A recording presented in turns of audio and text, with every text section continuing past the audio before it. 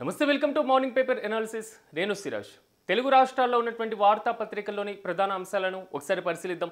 ముందుగా ఈనాడు విషయానికి వద్దాం. ఈనాడులో ఉన్నటువంటి ప్రధాన శీర్షికలు వేసినటువంటి అంశం నిప్పురవ్వల మృత్యుకేలి అనేటువంటి అంశాన్ని ఇక్కడ ప్రధానంగా హైలైట్ చేయడం జరిగింది. కర్నూలు శివార్లో ఘోర రోడ్డు ప్రమాదానికి సంబంధించినటువంటి అంశాన్ని ఇక్కడ ప్రధానంగా హైలైట్ చేస్తూ ప్రధాన శీర్షికలు వేయడం జరిగింది. నిన్న కర్నూలు జిల్లాలో జరిగినటువంటి ఘోర రోడ్డు ప్రమాదానికి సంబంధించి ద్విచక్ర వాహనాన్ని ఢీకొన్న ప్రైవేట్ ట్రావెల్స్ బస్ ఇక బైకును ఈడ్చుకొని పోవడంతో చెలరేగిన మంటలు. నడి రోడ్డు పైన కూడా నిలువున తగలబడిపోయిన బస్సు. హైదరాబాద్ నుంచి బెంగళూరు వెళ్తుండగా దుర్ఘటన. 19 మంది ప్రయాణికుల సజీవ దహనం. ద్విచక్ర వాహనదారుడు దుర్మరణం. డ్రైవర్ నిర్లక్ష్యమే వారి మరణానికి కారణం. ఇది ప్రధానంగా వేసినటువంటి శీర్షికలో ఉన్నటువంటి అంశం. నిన్న కర్నూలు జిల్లాలో జరిగినటువంటి ఒక మృత్యుకేలి. నిన్న కర్నూలు జిల్లాలో 19 మంది సజీవ దహనమైనటువంటి రోడ్డు ప్రమాదం. ఇది మొత్తం తెలుగు రాష్ట్రాలనే కొంతవరకు కుదిపేసినటువంటి పరిస్థితి. ముఖ్యమంత్రులు దిగ్భ్రాంతి, ప్రధానమంత్రి రాష్ట్రపతి కూడా దిగ్భ్రాంతి వ్యక్తం చేయడం జరిగింది. వారి కుటుంబాలకు ఎక్స్గ్రేషియా ప్రకటించడం జరిగింది. కానీ ఇప్పుడు సంతాపాలు అనేటువంటి అంశం పక్కన పెడితే అసలు రోడ్డు భద్రత ఎంతవరకు కరెక్ట్గా సాగుతుంది, ప్రయాణికుడు సేఫ్గా ఎంతవరకు తన గమ్యస్థానాన్ని చేరుకుంటున్నారు, ఇదే ఇప్పుడు పెద్ద క్వశ్చన్ మార్క్గా మారింది. మనం మారుతున్నటువంటి డ్రైవింగ్ విధానాలు ఏ విధంగా ఉన్నాయి, రోడ్డు భద్రతలో ప్రమాణాలను ఏ విధంగా పాటిస్తున్నారు, మరి ముఖ్యంగా అతి వేగం ఎంతవరకు దీనికి ప్రధానమైనటువంటి కారణమవుతుంది, ఇలాంటివన్నీ కూడా నిన్న జరిగినటువంటి ఈ దుర్ఘటన తర్వాత మరొకసారి క్వశ్చన్ మార్క్గా మారుతున్నాయి. ఇవన్నీ మళ్ళీ పునరావృతం అవుతున్నాయి. అంటే ప్రతిసారి రోడ్డు ప్రమాదం జరిగినప్పుడు ఏదో ఒకటి ఆలోచన మొదలవుతూనే ఉంది. మనం 2014లో చూస్తున్నాం. 2014లో పాలెం ఘటన జరిగింది. పాలెం ఘటన జరిగి దాదాపు ఒక 65 మంది చనిపోవడం జరిగింది. ఇదే 2014లో మూసాపేటలో స్కూల్కి వెళ్తున్నటువంటి విద్యార్థులు రైల్వే గేట్ దగ్గర జరిగినటువంటి దుర్ఘటనలో 26 మంది చిన్నారులు చనిపోవడం జరిగింది. కొండగట్టు ఆంజనేయ స్వామికి సంబంధించినటువంటి టెంపుల్ దగ్గర 2018లో జరిగినటువంటి ఇన్సిడెంట్, అక్కడ కూడా తీవ్రమైనటువంటి లోటుని పూడ్చినటువంటి పరిస్థితి. 2025లో ఏదైతే జరిగిన లోయలో బస్సు పడినటువంటి దుర్ఘటన. అంటే ఈ మొత్తం పరంపర మనం చూసుకుంటే ప్రజెంట్ 2025లో జరిగినటువంటి ఈ ఘటన. అంటే రోడ్డు ప్రమాదాలకు సంబంధించి ప్రమాణాలు పాటించడంలో ఎక్కడ వైఫల్యం అవుతున్నారు? ఇది డ్రైవర్ నిర్లక్ష్యమా, లేదా అతివేగమే దీనికి ప్రధానమైనటువంటి కారణమా, దీంట్లో ఎంతవరకు సేఫ్ మెజర్స్ని ఫాలో అవుతున్నారు, ఇలాంటివన్నీ కూడా కొంతవరకు ఇప్పుడు కీలకంగా మారుతున్నాయి. ఒకసారి మన బస్సు గనక పిక్ను చూసుకుంటే లోపల 19 మంది యొక్క దేహాలు కాలి వారి యొక్క ఆర్తనాదాలతో, వారి అరుపులతో, వారి శరీరాలు కాలిపోతూ ఉంటే ఎట్నుంచి బయటపడాలో తెలియక, ఎలా బయటికి రావాలో తెలియక లోపలే ఉండి సజీవ దహనమయ్యారు. అంటే అక్కడ ఉన్నటువంటి వారి పరిస్థితి ఏ విధంగా ఉంది ఒకసారి ఊహించుకుంటేనే కొంతవరకు కళ్ళు చెమ్మగిల్లేటువంటి పరిస్థితి వస్తుంది. ఇదే బస్సులకు సంబంధించి ఫైర్ ఎగ్జిట్ ఇటువైపు ఉంటుంది. ఎమర్జెన్సీ ఎగ్జిట్స్ ఏ విధంగా ఉన్నాయి? ఒకవేళ ఏదైనా ప్రమాదం జరిగినప్పుడు ఆ బస్సులో నుంచి బయటపడాలి అంటే ఎమర్జెన్సీ ఎగ్జిట్ అనేది చాలా కీలకంగా ఉంటుంది. ఆ బస్సులో నుంచి బయటకు రావాలి అంటే ఉన్నటువంటి ఒకే ఒక్క మార్గం ఉంటుంది. అంటే వన్స్ బస్సు లోపలికి ఎంటర్ అయిన తర్వాత, బస్సు లోపలికి చేరుకున్న తర్వాత 2-1 సీటింగ్ కెపాసిటీ అనేది ఈ రోజుల్లో బస్సులో కామన్గా వస్తున్నటువంటి పరిస్థితి. ఒకవేళ స్లీపర్ బస్ అయితే మాత్రం ఒక 6 ఫీట్స్ వరకు ఆ సీటు ఉండేటువంటి అవకాశం ఉంటుంది. ఈ నేపథ్యంలో అటు ఇటు మొత్తం కూడా సీట్లు ఫిల్ అయినటువంటి నేపథ్యంలో మధ్యలో వెళ్ళేటువంటి మార్గం చాలా ఇరుకుగా ఉంటుంది. ఎవరైనా లావుగా ఉన్నటువంటి పర్సన్ ఎవరైనా ఆ మార్గంలో లోపలికి ఉన్నటువంటి నేపథ్యంలో ఇంకా పరిస్థితి ఘోరంగా ఉంటుంది. అంటే లోపలి నుంచి బయటికి రావాలి, బయట నుంచి లోపలికి వెళ్ళాలి అంటే ఉన్నటువంటి ఒకే ఒక్క మార్గం మెయిన్ డోర్. ఇప్పుడు అది కూడా క్లోజ్ అయిపోయి ఉంటుంది. ఈ రోజుల్లో వస్తున్నటువంటి టెక్నాలజీతో బస్ మొత్తం కూడా ఆల్మోస్ట్ డోర్ కూడా లాక్ అయిపోతుంది. ఎక్కడో డ్రైవర్ దగ్గర ఉన్నటువంటి ఒక బటన్ నొక్కితే తప్ప ఆ డోర్ ఓపెన్ అయ్యేటువంటి పరిస్థితి ఉండదు. ఈ నేపథ్యంలో లోపల ఉన్నటువంటి వారు బయటికి ఏ విధంగా రావాలి? అద్దాలు మొత్తం ఎక్కడికెక్కడ ఫిల్ అయిపోయి ఉంటాయి. ఏసీ బస్సులు కాబట్టి ఇంకా ప్రమాదాలు ఎక్కువ జరిగేటువంటి అవకాశం ఉంటుంది. ఒకవేళ ప్రమాదం సంభవిస్తే ఏసీ బస్సుల్లో దాని ఘటన అనేది చాలా ఎక్కువగా కలిసివేసేటువంటి సిచ్యువేషన్ ఉంటుంది. ఈ నేపథ్యంలో బయటికి రావాలి అంటే ఉన్నటువంటి ఒకే ఒక్క మార్గం ఎమర్జెన్సీ డోర్స్. అవి ఎక్కడున్నాయి? ఎలా రావాలి బయటికి? వాటిని ఎలా పగలగొట్టాలి? పక్కనే ఉన్నటువంటి ఏమైనా హ్యామర్స్ ఉన్నాయా దాన్ని తీసుకొని కొట్టేసి పగలగొట్టి బయటికి రావడానికి? లేదా ఒక్కసారి ఏమైనా ఎమర్జెన్సీ సమయంలో అవి ఆటోమేటిక్గా ఏమైనా ఓపెన్ అవుతాయా? అవి కూడా ఉండేటువంటి పరిస్థితి ఉన్నది. అంటే ప్రయాణికుడికి కూడా బస్సు ఎక్కిన తర్వాత ఒకవేళ ప్రమాదం సంభవిస్తే బయటికి ఏ విధంగా వెళ్ళిపోవాలి, సేఫ్గా ఎలా తన ప్రాణాలు రక్షించుకోవాలి అని తనకు కూడా అవగాహన లోపం కూడా ఈ ప్రమాదానికి ఒక కారణమవుతుంది. రెండోది ఈ రోజుల్లో బస్సు మొత్తం కూడా ప్రైవేట్ ట్రావెల్స్ యాజమాన్యం యొక్క పరిస్థితి ఎలా మారిందంటే మార్కెట్లో ఒక అనారోగ్యమైనటువంటి పోటీ విధానం పెరిగింది. పండగలు వచ్చినాయా, వేల రూపాయలు దండుకున్నామా, బయట ఉన్నటువంటి వారిని మొత్తం కూడా ప్రయాణికులు వారి సర్వీస్ ద్వారా తీసుకువెళ్ళామా, పూర్తి స్థాయిలో డబ్బులు దోచుకుందాం, ఇదే పరిస్థితి కనబడుతుంది తప్ప ఆ ప్రయాణికుడికి ఉన్నటువంటి సేఫ్గా గమ్యస్థానానికి చేర్చేటువంటి మార్గాలు కనబడట్లా. సాధారణంగా ప్రమాదాలన్నీ కూడా డ్రైవర్ నిద్రమత్తుతో ఉండడం, లేదా తెల్లవారుజామున 12 గంటల దగ్గర నుంచి 1 గంట దగ్గర నుంచి తెల్లవారుజామున 5 గంటల మధ్య ప్రమాద తీవ్రత ఎక్కువగా ఉన్నటువంటి నేపథ్యంలో ఆ సమయంలో అసలు డ్రైవర్ అలసిపోయి ఉన్నాడా, తన మెంటల్ అదేవిధంగా హెల్త్ చెకప్ ఏ విధంగా ఉంది, సో తను వెళ్ళగలడా లేదా, ఈ మొత్తం కూడా పబ్లిక్ ట్రావెల్స్తో పోలిస్తే ప్రైవేట్ ట్రావెల్స్ వారు అంతగా పాటించి దాన్ని పట్టించుకునేటువంటి పరిస్థితి ఉండదు.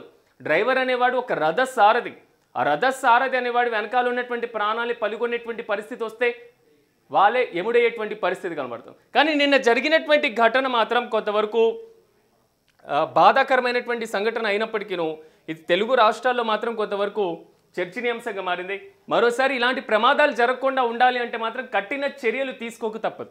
ఈరోజు వీరి కుటుంబాల్లో ఆ లోటుని పూడ్చేటువంటి బాధ్యత ఎవరు తీసుకున్నా, ఏం చేసినా, ఎంత ఎక్స్గ్రేషియాలు ఇచ్చినా, ఎంత సంతాపం ప్రకటించినా, ఎంత సానుభూతి ప్రకటించినా, ఎన్నిసార్లు పరామర్శ చేసినా ఆ లోటు ఎవరు పూడ్చలేరు.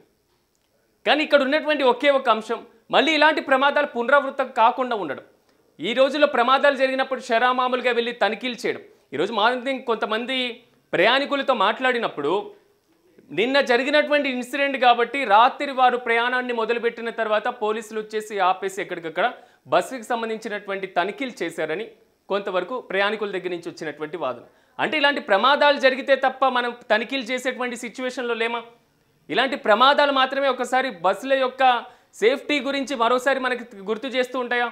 అంటే మనకు గుర్తొచ్చినప్పుడు ప్రమాదాలు జరిగినప్పుడు కొంతమంది చనిపోయినప్పుడు మాత్రమే వీటిని మనం ఫాలో అవుతున్నామా? ఇలాంటివన్నీ కూడా అనేక ప్రశ్నలు వాదనలు వస్తున్నాయి. కాబట్టి తనిఖీలు అనేవి ఎప్పటికప్పుడు కాకుండా పూర్తి స్థాయిలో చేయాల్సినటువంటి ఆవశ్యకత ఉంటుంది. ఈరోజు ఒక బైక్ మీద ఒక 2000 3000 చలాన పడతాయి. అదే బైక్ని తీసుకుని వెళ్ళి పూర్తి స్థాయిలో లోపలేసేటువంటి సిచ్యువేషన్ ఉంటుంది కదా. చలాన్లు పెండింగ్లో ఉన్నటువంటి అంశాన్ని పరిశీలిస్తున్నారు కదా. మరి 20,000కు పైగా ఉన్నటువంటి చలాన్లు ఉంది ఈ బస్సు మీద. సో బస్సు మన కంటి ముందు కనబడుతూ ఉంటుంది కదా, చిన్న పురుగు కాదు కదా అది మన కళ్ళు తప్పించుకొని పోవడానికి. సో దాన్ని ఎందుకు చెక్ చేయట్లేదు? దాని మీద ఉన్నటువంటి కేసెస్ని ఎందుకు ఫైల్ చేయట్లేదు? ఇలాంటివన్నీ కూడా వ్యవస్థలో లోపభూయిష్టం, సాంకేతికపరమైనటువంటి లోపభూయిష్టం, సిబ్బందిలో లోపభూయిష్టం ప్రతి దాంట్లో స్పష్టంగా కనబడుతుంది. ఇలాంటి కఠిన చర్యలు తీసుకున్నప్పుడు మాత్రమే ఇలాంటి వాటి ప్రమాదాల నుంచి కొంతవరకు బయటపడేటువంటి అవకాశం ఉంటుందనేది మాత్రం ఇక్కడ చాలా స్పష్టంగా అర్థమవుతుంది. ఇక తర్వాత అంశాన్ని పరిశీలిస్తే మార్చి 16 నుంచి 10వ తరగతి పరీక్షలు అనేటువంటి అంశాన్ని ఇక్కడ హైలైట్ చేయడం జరిగింది. ఏపీ ఇష్యూకి వచ్చేసి ఇక్కడ ప్రధానమైనటువంటి శీర్షికను వేయడం జరిగింది. ఇక వరి వాలుతుంది, పత్తి కుళ్ళుతుంది, 22 జిల్లాల్లో వర్ష ప్రభావం, వేరుశెనగ, మొక్కజొన్న తదితర పంటలు నీళ్లలోనే, మొత్తం 1,00,000 ఎకరాల్లో పంటలకు నష్టం అనేటువంటి అంశాన్ని ఇక్కడ ప్రధానమైనటువంటి హైలైట్ చేయడం జరిగింది. కొన్ని రోజులుగా ఎడతెరిపి లేకుండా పడుతున్నటువంటి భారీ వర్షాలతో ఒకవైపు పూర్తి స్థాయిలో దానికి సంబంధించినటువంటి వాయుగుండం, అల్పపీడనాలు ఏర్పడుతున్నటువంటి సిచ్యువేషన్లో వరి కరెక్ట్గా చేతికి వచ్చేటువంటి పరిస్థితుల్లో పత్తి కూడా అంటే పంట చేతికి వచ్చేటువంటి సిచ్యువేషన్లో అవి కుళ్ళిపోయి కూడా పక్కన ఉన్నటువంటి నష్టపోయేటువంటి పరిస్థితులు కనబడుతున్నాయి. రైతులందరూ కూడా దీని మీద కన్నీళ్లతో పాటుగా మున్నీరవుతున్నారు. మొత్తం దాదాపు 1,00,000 ఎకరాల పంటకు నష్టం సంభవించేటువంటి అవకాశం చాలా స్పష్టంగా ఇక్కడ కనిపిస్తుంది. ఇక ప్రధానంగా సాక్షి విషయానికి వద్దాం. సాక్షిలో ఉన్నటువంటి ప్రధానమైనటువంటి అంశాలను ఒక్కసారి మనం పరిశీలిస్తే, సో మృత్యు శకటం అనేటువంటి అంశాన్ని ఇందాక మనం మాట్లాడుకున్నటువంటి అంశాన్ని ప్రధాన శీర్షికలన్నీ కూడా హైలైట్ చేయడం జరిగింది. కర్నూలు సమీపంలో జరిగినటువంటి ఘోర రోడ్డు ప్రమాదానికి సంబంధించి, సో వేమూరు కావేరీ ట్రావెల్స్ బస్సుకు సంబంధించి కూడా దగ్ధమైంది. 19 మంది సజీవ దహనం అనేటువంటి అంశాన్ని ఇక్కడ హైలైట్ చేయడం జరిగింది. సో వారికి సంబంధించినటువంటి పలు అంశాలు కూడా, అంటే కొంతమంది పండగలకి వెనక్కి వెళ్తున్నారు, కొంతమంది ఆఫీస్కి వెళ్ళాలనేటువంటి పనిలో హడావుడిగా వెళ్ళారు, కొంతమంది మియాపూర్లో బస్సు మిస్ అయింది అనేటువంటి సంఘటన దగ్గర నుంచి ఆ బస్సును క్యాచ్ చేయడం కోసం మలక్పేట వరకు వెళ్ళి మరి బస్సు ఎక్కినటువంటి సంఘటనలు, అంటే వారి యొక్క నేపథ్యాన్ని పరిశీలిస్తే మాత్రం కొంతవరకు విషాదకరమైనటువంటి ఘటనలే కనిపిస్తూ ఉన్నాయి నిన్న జరిగినటువంటి ఘటనతో. సో దీనికి సంబంధించినటువంటి పొట్ట కొడుతున్నటువంటి వానలు అనేటువంటి అంశం, అన్నదాతకు వాయుగండం, పలు జిల్లాల్లో వరికి పొట్ట దశలో తీరని నష్టం, పంటలను కాపాడుకునేందుకు రైతులు నానా అగచాట్లు, దాదాపు 1,50,000 ఎకరాల్లో పంటలు దెబ్బతిన్నట్లుగా ప్రాథమిక అంచనా, మోందా దూసుకు వస్తుంది. 27వ తేదీకి తుఫాన్గా మారనున్న అల్పపీడనం 27, 28 తేదీల్లో భారీ వర్షాలు అనేటువంటి అంశాన్ని ఇక్కడ హైలైట్ చేయడం జరిగింది. మొత్తం మీద వర్షాల ప్రభావంతో రైతులు కూడా చేతికొచ్చేటువంటి పంట మొత్తం నష్టపోతున్నటువంటి పరిస్థితి కనబడుతుంది.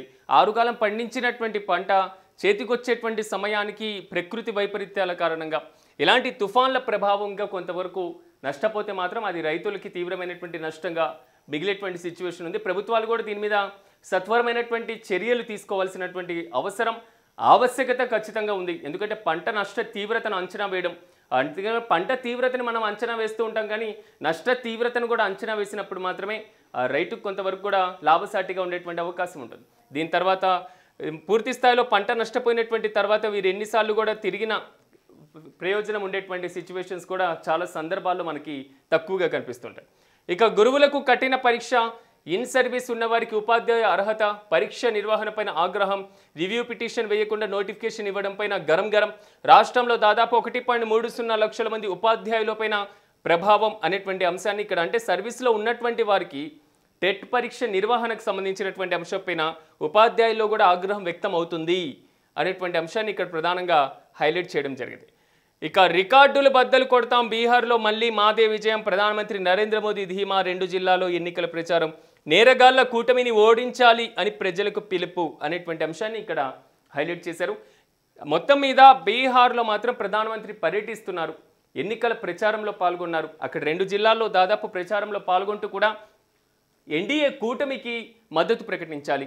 నితీష్ కుమార్ ఆల్రెడీ అక్కడ ముఖ్యమంత్రిగా పనిచేస్తున్నారు కాబట్టి, ఎన్డీఏలో కీలకంగా భాగస్వామి అయ్యారు కాబట్టి, సో ఖచ్చితంగా ఈసారి ఎన్డీఏని గెలిపించండి, డబుల్ ఇంజన్ సర్కార్ని గెలిపించండి అనేది మాత్రం కేంద్ర ప్రభుత్వం యొక్క ప్రధాన ప్రచార అస్త్రంగా అక్కడ కనిపిస్తున్నటువంటి పరిస్థితి కనబడుతుంది. ప్రధానమంత్రి పర్యటనలో కూడా భారతరత్న కర్పూరి ఠాకర్ స్వగ్రామంలో కూడా ప్రధానమంత్రి పర్యటించారు. సో దానికి సంబంధించినటువంటి చిత్రాన్ని కూడా ఇక్కడ జోడించి హైలైట్ చేయడం జరిగింది. సో బీహార్లో మాత్రం ఒక రసవత్తమైనటువంటి రాజకీయం నడుస్తుందని మనం చెప్పుకోవాలి. ఒకవైపు ఎన్డీఏ, మరోవైపు ఇండియా కూటమి, ఈ 2 కూటముల మధ్య మాత్రం అక్కడ పోటాపోటీగా సాగుతున్నటువంటి వైనం కనిపిస్తుంది. ఎందుకంటే లాస్ట్ టైం ఎలక్షన్ జరిగినప్పుడు నితీష్ కుమార్ ముఖ్యమంత్రిగా బాధ్యతలు స్వీకరించిన తర్వాత ఎన్డీఏ నుంచి బయటికి రావడం జరిగింది.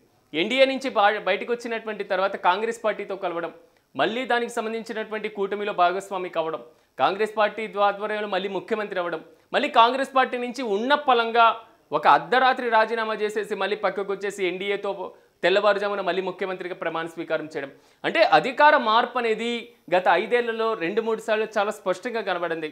కానీ పార్టీల మార్పు, కూటమి మార్పు ఇక్కడ స్పష్టంగా కనబడింది, కానీ వ్యక్తుల మార్పు అనేది మాత్రం చాలా తక్కువగా మాత్రమే ఉన్నటువంటి పరిస్థితి. ఈ నేపథ్యంలో ఈసారి బీహార్ ఓటర్లు ఎవరి వైపు మొగ్గు చూపబోతున్నారు? ఒకవైపు ఇండియా కూటమి, మరోవైపు ఎన్డీఏ కూటమి, ఈ 2 భాగస్వామ్య పక్షాలు కూడా కీలకంగా ఉన్నటువంటి నేపథ్యంలో ఇద్దరు కూడా ప్రచారాస్త్రాల్లో దూసుకుపోతున్నటువంటి పరిస్థితి కనబడుతుంది. మరోవైపు ఇండియా కూటమి కూడా పూర్తి స్థాయిలో ఓట్ చోరీ అనేటువంటి అంశాన్ని ప్రధానంగా హైలైట్ చేస్తుంది బీహార్ ఎలక్షన్స్లో. మరి ముఖ్యంగా కులగణన అనేటువంటి అంశాన్ని ఇక్కడ హైలైట్ చేస్తున్నటువంటి సిచ్యువేషన్ కనబడుతుంది. సో ఎన్డీఏ కూటమి కూడా దానికి ప్రతిఘటిస్తూనే ఓట్ చోరీ అనేటువంటి అంశాన్ని మీరు ప్రధానంగా రుజువు చేయాల్సినటువంటి ఆవశ్యకత ఉంది కదా, దాన్ని ఎందుకు మీరు పట్టించుకోవట్లేదు అనేటువంటి అంశాన్ని కూడా ఇక్కడ వారు కూడా ప్రధానంగా ప్రస్తావిస్తున్నారు. ఓవరాల్గా మాత్రం బీహార్ ఎలక్షన్ ఎటు నుంచి ఎటు వెళ్ళబోతుంది? ఒకవేళ బీహార్లో ఇండియా కూటమికి ఏదైనా ప్రతికూల పరిస్థితి వస్తే, అలాంటి సిచ్యువేషన్ వస్తే ఖచ్చితంగా కేంద్ర ప్రభుత్వంలో ఉన్నటువంటి ఎన్డీఏ కూటమికి కూడా కొంతవరకు ప్రతిఘటనే మనం అనుకోవాలి. ఎందుకంటే ఎన్డీఏ కూటమిలో నితీష్ కుమార్, చంద్రబాబు నాయుడు వీరిద్దరు కూడా అత్యంత కీలకమైనటువంటి భాగస్వాములుగా ఉన్నారు. అలాంటి సమయంలో నితీష్ కుమార్కి కనుక అక్కడ ప్రతికూల ఫలితాలు వస్తే మాత్రం అది ఎన్డీఏకే ప్రతికూల ఫలితాలు వచ్చేటువంటి అవకాశం కూడా కనిపిస్తుంది. ఇప్పటికీ ఇండియా కూటమి ముఖ్యమంత్రి అభ్యర్థిగా కూడా దాదాపు కాంగ్రెస్ పార్టీ కానటువంటి వ్యక్తిని ప్రకటించారు అంటే దీని వెనకాల ఉన్నటువంటి వ్యూహం కూడా మనకు చాలా స్పష్టంగా అర్థమవుతుంది. అంటే పూర్తి స్థాయిలో ప్రతిపక్ష కాంగ్రెస్ పార్టీ కూడా తమ వ్యూహాలు పన్నడంలో, వ్యూహాలు ముందుకు తీసుకువెళ్లడంలో అత్యంత కీలకంగా ఉన్నటువంటి బీహార్ రాష్ట్రాన్ని ఎలాగైనా చేజెక్కించుకోవాలి అనేటువంటి ఆలోచనలు కూడా దూకుడుగా వెళ్తున్నటువంటి సిచ్యువేషన్ కనబడుతుంది. ఓవరాల్గా మాత్రం బీహార్ ఓటర్లు ఎటువైపు మొగ్గు చూపుతారు, ఈ ప్రచారాస్త్రాల్లో ఎంతవరకు వారు ప్రభావితం అవుతారు అనేటువంటి అంశాలు మనం కూడా పరిశీలించాలి. ఇక లక్ష్మీ నాయుడు హత్య కేసు నీరుగార్చే కుట్రలు, విచారణలో లోపభూయిష్టంగా సాగుతుంది, కేసు దర్యాప్తు సిబిఐకి అప్పగించాలి, కాపు బలిజ సంఘాల జేఏసీ డిమాండ్ అనేటువంటి అంశాన్ని ఇక్కడ హైలైట్ చేయడం జరిగింది. నెల్లూరు జిల్లాకు సంబంధించినటువంటిది. ఇక భారత్ పక్కలో చైనా మిసైల్ బల్యం, వాస్తవాధీన రేఖకు అతి సమీపంలో ఎయిర్ డిఫెన్స్ కాంప్లెక్స్ నిర్మాణం, పాంగాంగ్ సరస్సు తూర్పు అంచున నిర్మిస్తున్నటువంటి చైనా దీర్ఘశ్రేణి HQ-9 క్షిపణులను మోహరించేటువంటి ఏర్పాట్లు, శాటిలైట్ ద్వారా గుర్తించిన అమెరికా సంస్థ అల్సోర్స్ ఎనాలిసిస్ అనేటువంటి అంశాన్ని ఇక్కడ ప్రధానంగా హైలైట్ చేయడం జరిగింది. అంటే భారత్ పక్కనే చైనా మిసైల్స్ని నిర్మించేటువంటి ఒక ఎయిర్ డిఫెన్స్ కాంప్లెక్స్ని నిర్మిస్తున్నటువంటి అంశాన్ని ఇక్కడ హైలైట్ చేశారు. కొంతవరకు కూడా రక్షణ పరంగా భారత్ చైనా మధ్య సాగుతున్నటువంటి వైరంలో ఇరు దేశాల మధ్య సరిహద్దు వెంబడి డిఫెన్స్ సిస్టాన్ని పరిరక్షించుకునేటువంటి బాధ్యత ఆయా దేశాల మధ్య ఉంటుంది. కానీ ఒక్కసారి భారతదేశం యొక్క వాస్తవాధీన రేఖ పక్కన దానికి సంబంధించినటువంటి దాని పక్కన LOC పక్కన చైనా నిర్మిస్తున్నటువంటి ఈ కాంప్లెక్స్ వన్స్ నిర్మాణం జరుగుతుంది అంటే అది భారత్ కూడా అప్రమత్తమయ్యేటువంటి అవకాశం ఉంటుంది. ఎందుకంటే ఒక దేశానికి సమీపంలో మరొక దేశం అత్యంత కీలకమైనటువంటి ఒక రక్షణ రంగానికి సంబంధించినటువంటి ఒక నిర్మాణం, ఒక కాంప్లెక్స్ లేదా ఒక సముదాయాన్ని నిర్మిస్తుంది అంటే ఆటోమేటిక్గా సరిహద్దు అవతల ఉన్నటువంటి దేశం అప్రమత్తం అవ్వాలి కూడా. అలాంటి అవ్వనప్పుడు రేపటి రోజున ఎలాంటి పరిస్థితులు ఎదుర్కొనేందుకైనా సిద్ధంగా ఉండాల్సినటువంటి పరిస్థితి. మనకి చైనాకి మధ్య ఉన్నటువంటి సరిహద్దు వివాదాలు కానివ్వండి, మనకి చైనాకి మధ్య జరుగుతున్నటువంటి కొంతవరకు గతంలో జరిగిన 1965లో జరిగినటువంటి యుద్ధాల పరంపర కానివ్వండి, లేదా పాకిస్తాన్కి చైనా సపోర్ట్ ఉంది అనేటువంటి అంశం కానివ్వండి, అంటే ఈ మధ్య కాలంలో భారత్ చైనా కొంతవరకు దగ్గర అవడం, భారత్ చైనా రష్యా కొంతవరకు దగ్గర అవడం, ఒక డాలర్కి ప్రత్యామ్నాయమైనటువంటి కూటమిగా ఏర్పడబోతున్నారు అనేటువంటి అంశం రావడం, వివిధ దేశాలు అంటే ఈ త్రిముఖ దేశాల మధ్య అధినేతల యొక్క చర్చలు జరగడం, ఇది అమెరికాకు ప్రతికూలంగా ఉండేటువంటి సిచ్యువేషన్ ఉందని అమెరికా భావించడం, కాబట్టి చైనా భారత్ల మీద కఠిన ఆంక్షలు విధించడం, ట్రంప్ సుంకాలు విధించడం, అంటే ఓవరాల్గా ఈ అంశాలు పరిశీలించిన తర్వాత చైనా భారత వాస్తవాధీన రేఖ సమీపంలో కాంప్లెక్స్ నిర్మాణం అనేది అది ఇంతకుముందైతే గుట్టు చప్పుడు కాకుండా ఏదో వాహనాలతో తరలించి అక్కడ ఒక కాంప్లెక్స్ నిర్మించేటువంటి పరిస్థితి ఉండేది. కానీ ఇప్పుడు మొత్తం శాటిలైట్ రంగం వచ్చిన తర్వాత దీన్ని కూడా నిర్మిస్తున్నారు అని అది కూడా అమెరికా అల్సోర్స్ ఎనాలిసిస్ సంస్థ గుర్తించింది. ఆ సంస్థ చెప్పినటువంటి పరిస్థితి కనబడింది. సో దీని వెనకాల ఉన్న ఎలాంటి పందా నడుస్తూ ఉంటుంది, భారత్ దీనికి ప్రతిఘటనగా ఎలాంటి అంటే యాక్షన్స్ అంటే వారి సరిహద్దుల్లో నిర్మించేటువంటి ప్రక్రియ కాబట్టి మనం అడ్డుకునేటువంటి పరిస్థితి ఉండదు కాబట్టి సో అప్రమత్తత అనేది ఒక సన్నద్ధత లాంటి ప్రధానమైనటువంటి ఆయుధం. సో ఎలాంటి సిచ్యువేషన్ వచ్చినా దానికి మనం కూడా మౌలిక సదుపాయాలకు అనేక లక్షల కోట్లు ఖర్చు చేస్తున్నాం. అరుణాచల్ ప్రదేశ్లో ఉన్నటువంటి లోయల సమీపంలో, సిక్కింలో ఉన్నటువంటి ప్రాంతాల సమీపంలో, భూటాన్, నేపాల్, టిబెట్ వంటి ప్రాంతాల సమీపంలో, సరిహద్దుల సమీపంలో మనం కూడా రక్షణ రంగానికి వేల కోట్లను ఖర్చు పెడుతున్నాం. LOC సమీపంలో అదే చేస్తున్నాం, POK సమీపంలో అదే చేస్తున్నాం. మరోవైపు గుజరాత్ కచ్ ప్రాంతంలో కూడా ఇలాంటి సిచ్యువేషన్ వస్తుంది. అంటే భారతదేశం ఇంతకుముందు ఖర్చు చేసేటువంటి దానికన్నా ఇప్పుడు పెడుతున్నటువంటి రక్షణ రంగ ఖర్చు అనేది చాలా అధికంగా పెరిగిపోయినటువంటి సిచ్యువేషన్ కూడా మనం చూడొచ్చు. సో ఓవరాల్గా మాత్రం ఈ రక్షణ రంగానికి సంబంధించి అన్ని దేశాలు కూడా ప్రాధాన్యత ఇస్తున్నటువంటి పరిస్థితులు ఇక్కడ మనకు ప్రధానంగా హైలైట్గా కనపడుతున్నాయి. ఇక ఆంధ్రజ్యోతి విషయానికి వద్దాం. ఆంధ్రజ్యోతిలో వస్తున్నటువంటి ప్రధాన అంశం ప్రధానంగా మనం చెప్పుకున్న అగ్నికి ఆహుతి అనేటువంటి అంశాన్ని ఇక్కడ ప్రధానంగా హైలైట్ చేయడం జరిగింది. మొత్తం మీద బస్సు దగ్ధం అనేటువంటి అంశాన్ని ఆ వార్తని మాత్రమే ప్రధాన పత్రికలన్నీ కూడా ప్రధాన శీర్షికలు హైలైట్ చేశారు. సో ఒక్కసారిగా ఈ అంశాలు మాత్రం ప్రతిసారి కూడా మనకి తట్టి లేపుతున్నాయి భద్రతా ప్రమాణాల గురించి. ఇక పట్టణాల ప్రగతికి భారీగా నిధులు, 138 మున్సిపాలిటీలు, కార్పొరేషన్ల అభివృద్ధికి 2780 కోట్ల విడుదల, మార్చి కల్లా పనులు పూర్తికి పురపాలక శాఖ ఆదేశం అనేటువంటి అంశాన్ని కూడా ఇక్కడ హైలైట్ చేయడం జరిగింది. చిన్న కాంట్రాక్టర్కు 100 కోట్ల విడుదల అనేటువంటి అంశాన్ని, అంటే మౌలిక సదుపాయాల ప్రాజెక్టులకు సంబంధించి పట్టణాలకు సంబంధించి అత్యధిక ప్రాధాన్యత ఇస్తున్నటువంటి పరిస్థితి కనబడుతుంది. దాదాపు 138 మున్సిపాలిటీలకు, కార్పొరేషన్లకు 2780 కోట్లను విడుదల చేసేటువంటి ప్రణాళికలు కూడా సిద్ధం చేయడం జరిగింది. పట్టణాల పెరుగుదల, పట్టణీకరణ విపరీతంగా పెరిగిపోవడం, గ్రామాల నుంచి పట్టణాలకి యువతతో పాటుగా ఉపాధి అవకాశాల కోసం వలసలు పెరగడం, సో ఈ మొత్తం పరంపర కొనసాగుతున్నటువంటి నేపథ్యంలో పట్టణాల అభివృద్ధిపైన, పట్టణాలలో మౌలిక సదుపాయాల కల్పన పైన, సో వారికి అవసరమైనటువంటి సరైనటువంటి వసతులు కల్పించడం పైన సో ప్రాధాన్యత అనేది విపరీతంగా పెరిగిపోతుంది. గతంలో లాగా ఇప్పుడు పట్టణాలలో ఏదో అరాకొర డెవలప్మెంట్ అనేటువంటి సిచ్యువేషన్ లేదు. ఈరోజు డెవలప్మెంట్ ఎక్కువగా ఉన్నప్పటి పరిస్థితులు ఉంటేనే మాత్రమే అక్కడ కూడా ప్రజలు జీవించడానికి ఇష్టపడుతున్నారు. పట్టణ శివారు ప్రాంతాలని కూడా విస్తరిస్తున్నటువంటి పరిస్థితులు కనబడుతున్నాయి. సో ఈ అంశాన్ని ఇక్కడ ప్రధానంగా హైలైట్ చేశారు. ఇక తుర్లపాటి రాజేశ్వరికి కేంద్ర సాహిత్య అకాడమీ పురస్కార ప్రదానం అనేటువంటి అంశాన్ని ఇక్కడ హైలైట్ చేశారు. సాహిత్య రంగానికి ప్రతి ఏడాది కూడా కేంద్ర సాహిత్య అకాడమీ పురస్కారాలు మంజూరు చేస్తూ ఉంటుంది. ఈసారి మాత్రం తుర్లపాటి రాజేశ్వరి గారికి రావడం జరిగింది. ఇక ఫైనల్గా జూబ్లీహిల్స్ బరిలో 58 మంది 23 నామినేషన్ల ఉపసంహరణ. బరిలో అభ్యర్థులు ఎక్కువగా ఉన్నందున 4 బ్యాలెట్ల యూనిట్లు వినియోగించేటువంటి ఛాన్స్. మొత్తం ఓటర్లు 4,01,365 మంది. గత అసెంబ్లీ ఎన్నికలతో పోలిస్తే 16,100 మంది ఓటర్లు పెరుగుదల అనేటువంటి అంశాన్ని ఇక్కడ హైలైట్ చేశారు. జూబ్లీహిల్స్ ఉప ఎన్నిక ప్రజెంట్ తెలంగాణలో చర్చ జరుగుతున్న ఒక రచ్చను క్రియేట్ చేస్తున్నటువంటి ఉప ఎన్నిక. అన్ని పక్షాలు కూడా మోహరించినటువంటి పరిస్థితి. నామినేషన్లు దాదాపు 200 పైచిలకు నామినేషన్లు వేయడం జరిగింది. ఆ నామినేషన్లో కూడా డిఫరెంట్ వేస్ వేయడం జరిగింది. సాధారణంగా ఒక అసెంబ్లీ స్థానానికి ఎన్నికలు జరిగితే ఆ అసెంబ్లీ పరిధిలో ఉన్నటువంటి అభ్యర్థులు ప్రధానమైనటువంటి రాజకీయ పార్టీలన్నీ కూడా పోటీ చేసేటువంటి పరిస్థితి ఉంటుంది. కానీ జూబ్లీహిల్స్ మాత్రం రాష్ట్రం మొత్తం ప్రభావితమయ్యేటువంటి అవకాశం చాలా స్పష్టంగా కనబడుతుంది. ఎందుకంటే నామినేషన్ల ఉపసంహరణలో దాదాపు ఒక 80కి పైగా పైచీలకు నామినేషన్లు వెళ్ళడం జరిగింది. దాని తర్వాత ఇంకా విత్డ్రా ప్రాసెస్లు కొన్ని సాగుతున్నటువంటి పరిస్థితి కనబడుతుంది. ఇండిపెండెంట్ అభ్యర్థులు వేయడం జరిగింది. మరీ ముఖ్యంగా డిఫరెంట్గా ప్రధానమైనటువంటి రాజకీయ పార్టీలే కాకుండా త్రిబుల్ ఆర్ రైతులు అంటే భూసేకరణ ద్వారా నష్టపోయినటువంటి రైతులందరూ కూడా దీంట్లో నామినేషన్స్ వేయడం జరిగింది. ఫార్మాసిటీ ద్వారా మనం అడ్డుకునేటువంటి ప్రయత్నం చేస్తామని ఆ బాధితులు కూడా దీనికి సంబంధించి నామినేషన్స్ వేయడం జరిగింది. నిరుద్యోగులు ప్రతిసారి కూడా జాబ్ క్యాలెండర్ లేకపోవడం, నిరుద్యోగిత విపరీతంగా పెరిగిపోవడం, నిరుద్యోగ భృతి ఇవ్వకపోవడం, కాబట్టి మేము కూడా దీనికి పూర్తి స్థాయిలో తెలియజేయాలని వారు నామినేషన్స్ వేయడం జరిగింది.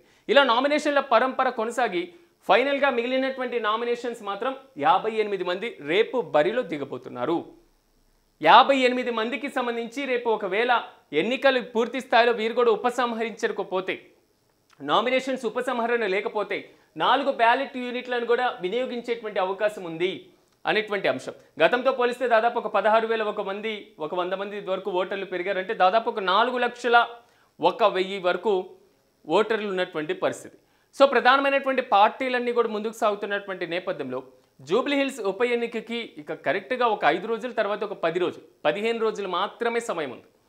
15 రోజుల సమయాన్ని అన్ని పార్టీలు కూడా వ్యూహంతో ముందుకు సాగుతున్నటువంటి పరిస్థితి కనబడుతుంది. అంటే ఎన్నిక ద్వారా, ఉప ఎన్నిక ద్వారా రాష్ట్ర ప్రభుత్వం మీద ప్రభావం లేకపోయినా, రాష్ట్ర ప్రభుత్వానికి ఎన్నిక అత్యంత కీలకం కాకపోయినా, గెలుపు అనేది మాత్రం అన్ని పక్షాలు కీలకంగా తీసుకున్నాయి. బీజేపీ కొంతవరకు వెనుకడుగు ఉందా అనేటువంటి క్వశ్చన్ మార్క్ వాదన ఆ పార్టీ శ్రేణుల దగ్గర నుంచే వ్యక్తమవుతుంది. మరి ప్రధానంగా మిగిలింది బీఆర్ఎస్ కాంగ్రెస్ పార్టీ అభ్యర్థులు. ఈ బీఆర్ఎస్ కాంగ్రెస్ పార్టీ అభ్యర్థులు ప్రచారంలో ఎంతవరకు ముందుకు వెళ్తున్నారు? ప్రభుత్వ వైఫల్యాలను చెప్తూ ఒకవైపు బీఆర్ఎస్ ముందుకు సాగుతుంటే, గత 3 పర్యాయాలు గెలిచిన తర్వాత అక్కడ డెవలప్మెంట్ ఏ విధంగా ఉంది? ఈసారి అభివృద్ధి సంక్షేమం కావాలి అంటే రాష్ట్రంలో అధికారంలో ఉన్నటువంటి పూర్తి స్థాయిలో జూబ్లీహిల్స్ ద్వారా కాంగ్రెస్ పార్టీ ఎన్నిక మాత్రమే అవుతుంది. సో కాంగ్రెస్ పార్టీకి సంబంధించినటువంటి అభ్యర్థి బీసీ అభ్యర్థి కాబట్టి సో ఇతన్ని మాత్రమే ఎమ్మెల్యేగా ఎన్నుకుంటే ఖచ్చితంగా నియోజకవర్గం అభివృద్ధి అవుతుంది అనే ఒక వాదన కూడా బలంగా వినిపిస్తుంది. ఓవరాల్గా ప్రభుత్వం తీసుకొచ్చినటువంటి సంక్షేమ కార్యక్రమాలు ఎంతవరకు అమలవుతున్నాయి? ప్రభుత్వం ఇచ్చినటువంటి 6 గ్యారెంటీలు, 6 హామీలు ఎంతవరకు ఇంప్లిమెంట్ అయినాయి? మరి ముఖ్యంగా బస్తీల్లో బుల్డోజర్లు వస్తాయనేటువంటి వాదన, హైడ్రా ద్వారా నష్టపోయినటువంటి బాధితులు, సో వారు కూడా నామినేషన్ వేయడం జరిగింది. సో ఈ మొత్తం కూడా ప్రతిపక్షాలు ఒక ఆయుధంగా తీసుకుని వెళ్తున్నాయి. అంటే ఇరుపక్షాలు మాత్రం పూర్తి స్థాయిలో ప్రజలకి ఏ విధంగా వెళ్ళాలి, ప్రజల్లో పూర్తి స్థాయిలో ప్రజల్ని సన్నద్ధం ఏ విధంగా చేసుకోవాలి, ప్రసన్నం ఏ విధంగా చేసుకోవాలి, ఎలక్షన్స్లో ఎలా గెలుపొందాలి, ఈ అంశాలతో ముందుకు సాగుతున్నటువంటి పరిస్థితి. ఓవరాల్గా మాత్రం 58 మంది అభ్యర్థులు ఫైనల్ లిస్టుకు వెళ్ళడం జరిగింది. 58 మంది అభ్యర్థులు రేపు బరిలో దిగుతున్నారు. దాదాపు 4 ఈవీఎం యూనిట్లను కూడా వినియోగించేటువంటి, బ్యాలెట్ యూనిట్లను వినియోగించేటువంటి అవకాశం ఉంటుంది. కాబట్టి ఓటరు జాగ్రత్తగా ఆలోచించి వేయాల్సినటువంటి పరిస్థితి. నష్టపోయినటువంటి రైతులు కానివ్వండి, లేదా ఫార్మాసిటీ బాధితులు కానివ్వండి, నిరుద్యోగులు కానివ్వండి, హైడ్రా ద్వారా నష్టపోయినటువంటి బాధితులు కానివ్వండి, అంటే నామినేషన్లు స్వతంత్ర అభ్యర్థులు కానివ్వండి, ఈ అంశాలన్నీ పరిశీలించినప్పుడు ఫైనల్గా మాత్రం నిలిచేటువంటి అభ్యర్థులు, నిలిచేటువంటి పోటీ మాత్రం ప్రధాన పార్టీల మధ్య ఉండేటువంటి అవకాశం ఉంటుంది. సో ప్రధానమైనటువంటి బీఆర్ఎస్, కాంగ్రెస్ పార్టీ, బీజేపీ వీటి మధ్య ఏ విధంగా ముందుకు వెళ్తుంది, నియోజకవర్గ ఓటర్లను ప్రసన్నం చేసుకునేందుకు వీరు ఇంకా ప్రచారంలో ఏ విధంగా ముందుకు వెళ్తారు, ఈ రానున్నటువంటి 15 రోజుల కాలంలో వీరు ఏ విధంగా ప్రజల్ని సన్నద్ధం చేసుకునేటువంటి ప్రయత్నం చేస్తారు, ప్రభుత్వం ఇచ్చేటువంటి హామీలు ఏ విధంగా ఉన్నాయి, నియోజకవర్గ అభివృద్ధి కోసం ఎంతవరకు చూస్తున్నారు, ఇలాంటి అంశాలు పరిశీలించారు. రెండోది, జూబ్లీహిల్స్ ఉప ఎన్నికకు సంబంధించినటువంటి అంశపు నేపథ్యంలో ఈ అంశానికి సంబంధించినటువంటి విధానాలు, నియోజకవర్గాన్ని అభివృద్ధి చేసేటువంటి ప్రక్రియ, ఈ అంశాల మీద మాట్లాడేటువంటి విధానం కన్నా కేంద్ర ప్రభుత్వం తీసుకొచ్చినటువంటి జీఎస్టీ అంశం, కేంద్ర ప్రభుత్వం చేపట్టినటువంటి ఆపరేషన్ సింధూర్ అంశం, కేంద్ర ప్రభుత్వం యొక్క అభివృద్ధి కార్యక్రమాలు, రాష్ట్రంలో అభివృద్ధి చేస్తున్నటువంటి సంక్షేమ కార్యక్రమాలు, ఈ అంశాలతో బీజేపీ కూడా జూబ్లీహిల్స్ ఉప ఎన్నికల్లో ప్రచారం చేస్తుంది.